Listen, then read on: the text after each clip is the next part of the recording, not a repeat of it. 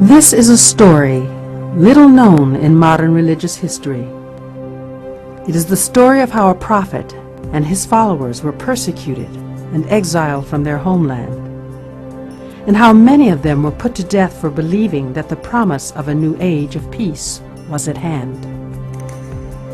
This is the story of his challenge to the rulers of the day, a challenge to unite and guard against fundamentalism and intolerance as the only assurance to peace.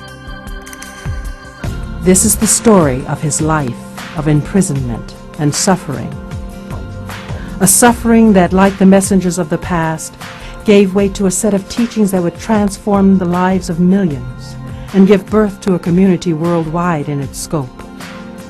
This is the story of Baha'u'llah, the prophet and founder of the Baha'i faith. On the appointed afternoon, in the 19th year of the faith, the 22nd of April, 1863, Baha'u'llah emerged from the inner room of the house and set out with Abdul-Baha toward the garden that lay over the river, 10 minutes from the city gate.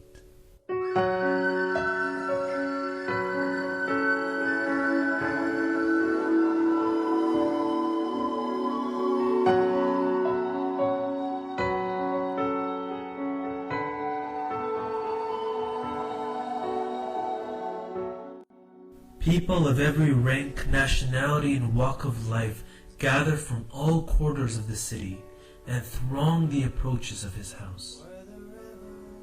Men and women of every age, friends and strangers from every social class, the poor, the orphaned, and the outcast, merchants, notables, clerics, and officials, the vast majority unconnected to the faith of the Bab, all waited, amazed, heartbroken, and apprehensive. After 10 years of exile in Iraq, Baha'u'llah was to be exiled once more.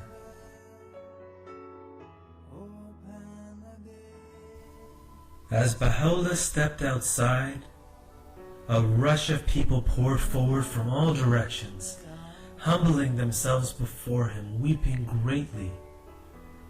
Baha'u'llah stood for some time amidst the weeping and lamenting hearts, speaking words of comfort and promising to receive each one of them later in the garden.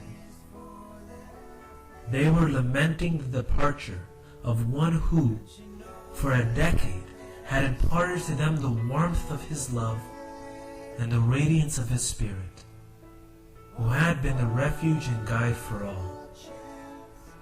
The streets and the housetops all along his way were crowded with Baha'u'llah's friends. Such a commotion Baghdad had rarely seen.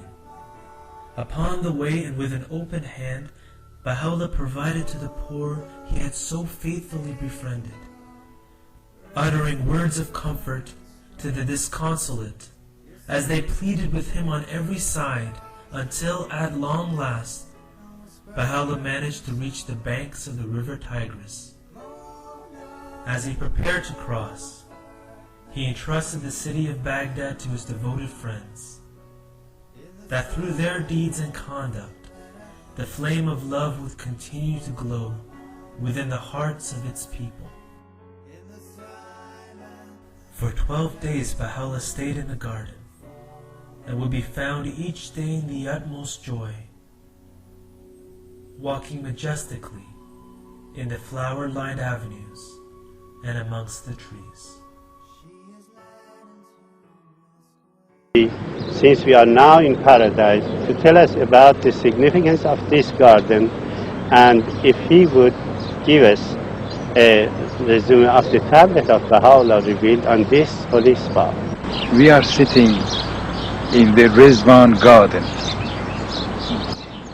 This garden had been prepared by Abdul-Baha for the rest and comfort of Baha'u'llah, so that he would come here, take rest, and have a breath of fresh air here.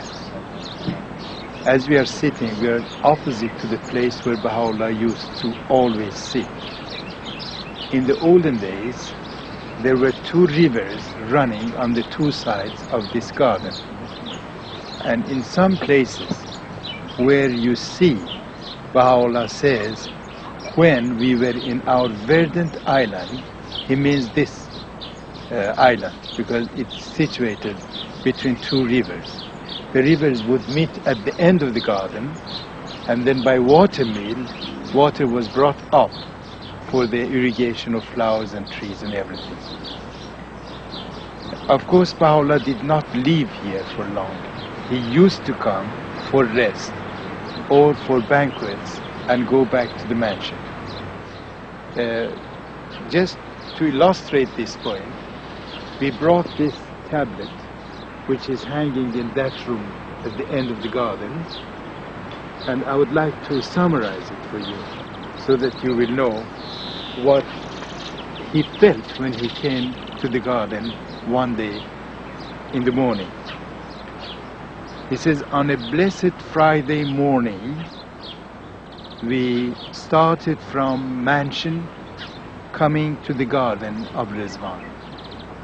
By the way, Abdul Baha called it Ridvan in memory of the Ridvan garden near Baghdad, which means paradise. Ridvan means paradise.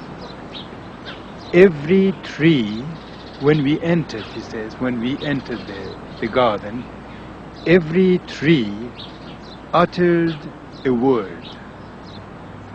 Every leaf sang a song, a mention of God. The palm trees cried out and said, look at the relics of God, His mercy and His greatness. The two rivers we mentioned, the two rivers in an eloquent language uttered these words and said, from us, meaning water, all things are alive. Praise be God. These things were uttering words and manifesting secrets that everybody would be utterly astonished. And towards the end of the tablet, we come to certain sentences which indicate the great love and sympathy that Baha'u'llah had towards his friends throughout the world. He says, please convey my love and greetings to all the friends. I request the Lord to bestow upon them so that they will be confirmed to render services which will be worthy of being mentioned in the presence of God. And I remind everyone that this is not the exact translation of the tablet, I just summarized it. Withstanding the cruelest persecution, the Bab lifted up his voice like the dawn, having readied the sincere hearts for what was soon to emerge.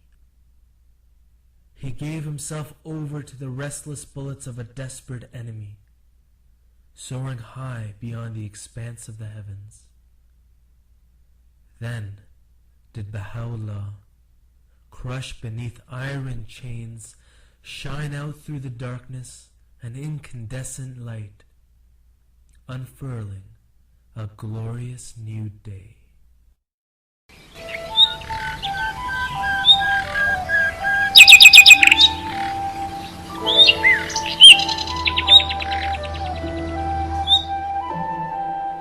Gathered now at the mystic hour in the garden of Ridvan, circling around his blessed tent in the garden of Ridvan, and the nightingales sing, and the souls are on fire, as the crimson-colored ark sets sail in the presence of the best beloved of the worlds, in the garden of Ridvan.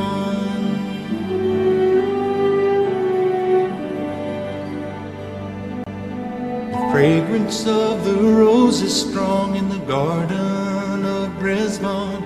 The friends are silent, struck with awe in the garden of Ridvan, as the Ancient of Days lifts the myriad veils of light, and the new creation sings with joy in the presence of the best beloved of the world, in the Garden of Ridvan.